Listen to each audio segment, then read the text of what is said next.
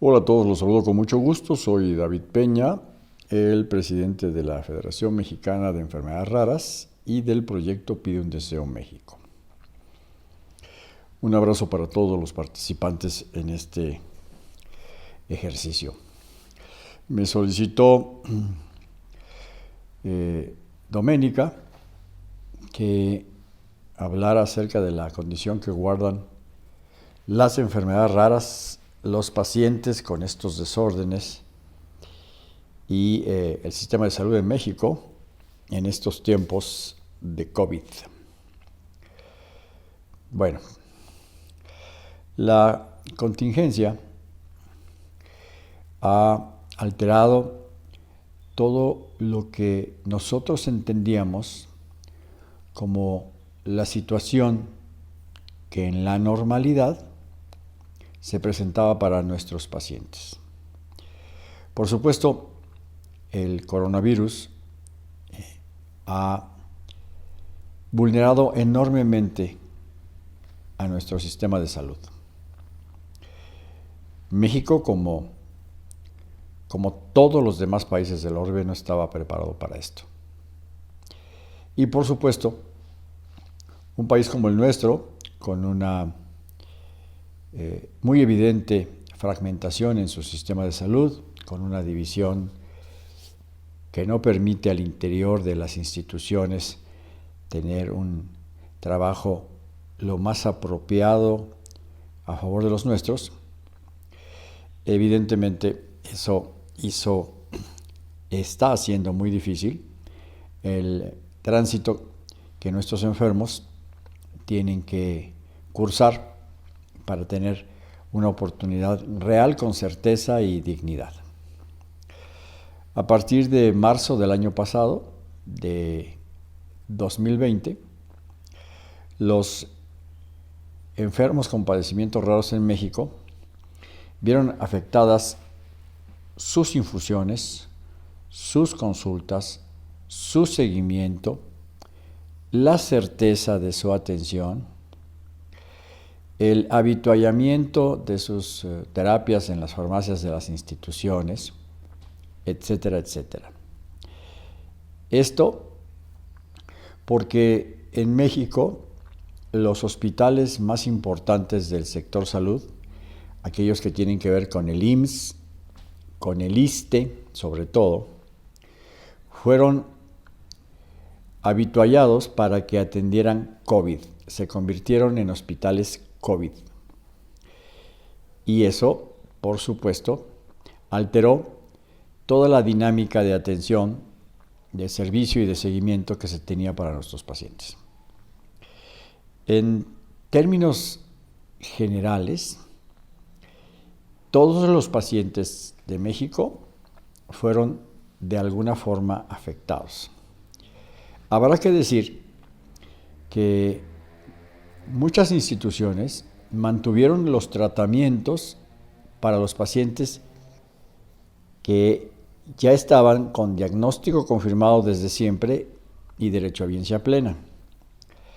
Esto, habrá que decirlo, sirvió para que muchos de ellos que tuvieron la confianza o la certeza de estar debidamente protegidos en las instalaciones de los hospitales pudieran ir a tomar sus terapias.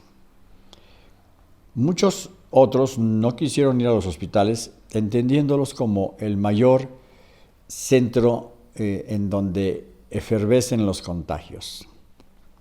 Y decidieron, por razones personales, por miedo inclusive, no acudir a los hospitales a recibir sus tratamientos. En otros casos, hubo tratamientos que de plano se suspendieron, o también casos en que la medicación ya no estuvo a su disposición en los hospitales. Pero puntualmente puedo señalar que esos fueron los menos. Casos en donde se perdió el habituallamiento de las farmacias para los tratamientos fueron los menos. En un porcentaje importante, los pacientes mantuvieron la condición de certeza de tener sus tratamientos a disposición en las farmacias. México no cuenta con terapias en casa. Hemos estado insistiendo en este ejercicio que posibilitaría una condición mucho más apropiada en estos tiempos, sobre todo para los nuestros, pero el gobierno mexicano es reticente y señala que muy probablemente la autorización de las terapias en casa traiga como resultado una inadecuada utilización de los fármacos. Nosotros, por supuesto, ya señalamos que hay experiencia internacional para atender al cuidado y el ejercicio que lleve con certeza la medicación a el torrente sanguíneo de nuestros pacientes. Sin embargo, nuestras autoridades son muy reticentes, como ya dije, son muy negadas a esta condición. Y bueno, esperemos que debido a lo que acaba de suceder o está sucediendo, finalmente accedan a que las terapias para los nuestros estén en casa o en centros de infusión especializados por lo menos. ¿Cómo han trabajado los pacientes este año de confinamiento? Bueno, bajo cuidados que ellos entienden los necesarios. Mucha precisión en cuanto al aislamiento, mucha precisión en cuanto a las medidas de higiene, mucha precisión en cuanto a estarse resguardando cuando no hay necesidad de salir. Ha ayudado en una parte muy importante de todo este tema. Repito, cuando ellos tienen que salir, los que decidieron salir por sus infusiones, lo hacen de manera muy cuidada. Y cuando llegan a las instalaciones médicas, sanitarias, todo está debidamente habituallado para que ellos no tengan que pasar por ninguna zona en la que haya una línea o vestigio de riesgo que pueda ponerlos en una condición en la que pueden contagiarse. No ha sido fácil para ellos, es muy complicado porque el transporte, cuando ellos tienen que utilizar un transporte público, pues viene lleno de gente. Y entonces ellos tienen que esperar o buscar la manera que su traslado a las instituciones de salud sea lo más seguro posible. Algunos pueden llegar en un automóvil propio, algunos pueden llegar por que algún familiar les hace el favor de llevarlos, pero ellos extreman precauciones. México desarrolló una estrategia que ha permitido que los enfermos con padecimientos raros tengan no solo la oportunidad de ir a sus tratamientos con seguridad, también ha explicado de manera muy puntual que las medicaciones para aquellos que decidieron no estar en los hospitales porque entienden que corren riesgo, serán puestas a su disposición en cuanto ellos estimen que ya es posible regresar bajo seguridad plena. Es decir, sus medicamentos no se van a devolver, no se van a mal usar, va a haber una condición en la que los medicamentos puedan estar siempre atentos a el regreso de quienes son los poseedores de esos fármacos. Bueno, algo muy importante a señalar es que no tenemos información confirmada de ningún paciente con enfermedades raras que haya tenido contagio y, peor aún, que haya entrado en un estado de gravedad importante.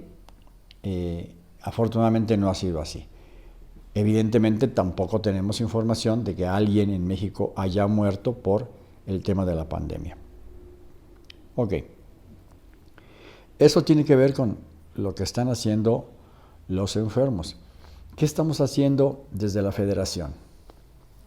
Bueno, desde la Federación lo que nosotros armamos fue un escenario que permitiera que los pacientes, los grupos de pacientes y los hombres y mujeres que están en el entorno de esta circunstancia pudieran comunicarse con nosotros. Por supuesto, la comunicación a través de este medio digital, ha permitido no perder contacto con ellos.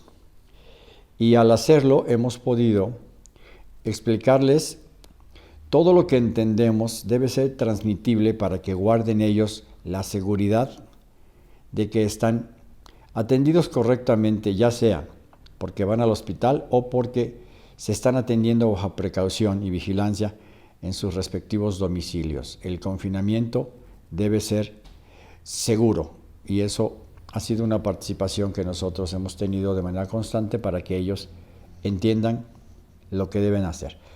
Una importante cantidad de mensajes vía nuestras páginas de internet y nuestras redes sociales han estado a disposición de los enfermos para que ellos entiendan lo que nosotros les proponemos como medidas de seguridad para que el agobio del confinamiento no sea algo que termine por vulnerarlos de tal manera que sientan la necesidad de exponerse cuando no hay absolutamente ningún caso para ello.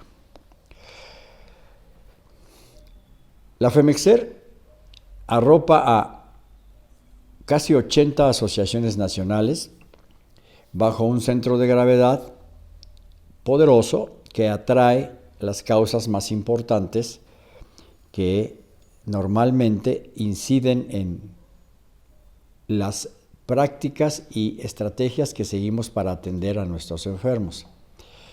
Todos ellos, como en el caso de los pacientes, han tenido información precisa para que tomen decisiones consensuadas bajo términos de seguridad.